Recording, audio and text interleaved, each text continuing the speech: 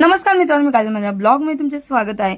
तर आज मी खूप तुम्हाला असं काय ते दाखवणार आहे की खरंच सगळ्यांनी काळजी घ्यायला पाहिजे। तर त्या दिवशीच मी पार्किंग मध्ये दाखवले, आमच्या पायाजवळ होता हा साप। तर एक तुम्हाला माझ्या भावाचं हॉटेल आहे नाशिकला आणि आमच्या वहिनीच्या पायावरून हा मोठा नाग गेला। त्यांचं लक्ष नव्हतं, अचानक त्यांनी बघितलं तर पायावर नाग गेला होता। तर कितीतरी वेळ त्याला पकडायलाच गेला, सर्पमित्रांना पण बोलवलं।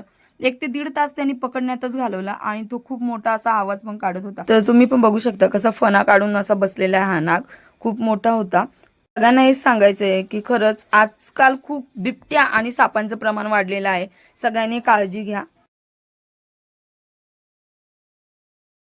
काजलच्या गावावरून म्हणजे माझ्या मैत्रिणीच्या गावावरून तिने ज्वारी आणली होती आणि टेरेसवर तिने वाळवण्यासाठी टाकली होती आणि मग आम्ही सगळेच गेलो त्या कारणाने, कारण खूप दिवसानंतर आम्हाला वरती जायला भेटलं। मी व्हिडिओ काढत होती, त्या व्हिडिओ मध्ये किती छान असा डोंगर दिसतो बघा। टेरेसहून आमच्या खूप जवळून असा डोंगर बघायला मिळतो आणि ह्या डोंगराच्याच बाजूला ही शाळा आहे। टेरेसवर गेल्यावर आपल्याला पूर्ण अशी ग्रीनरीज बघायला मिळते। नंतर 4-5च्या दरम्यान मध्ये अगस्त्याने सायकल बाहेर काढली। खूप दिवसानंतर सायकल त्याला भेटली। घरात खेळत होतो पण बाहेर काय खेळत नव्हता, हाप हाप असा पॅन्डल मारतो पण शिकण्याचा प्रयत्न करतोय।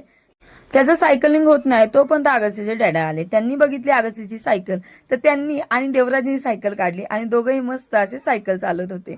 आणि डोंगर जवळ असल्यामुळे आम्हाला लवकरच तिकडे थंडी वाजायला लागली आहे। स्वेटर वगैरे घालून मस्त आम्ही दोघं जण बाहेर थांबलो होतो।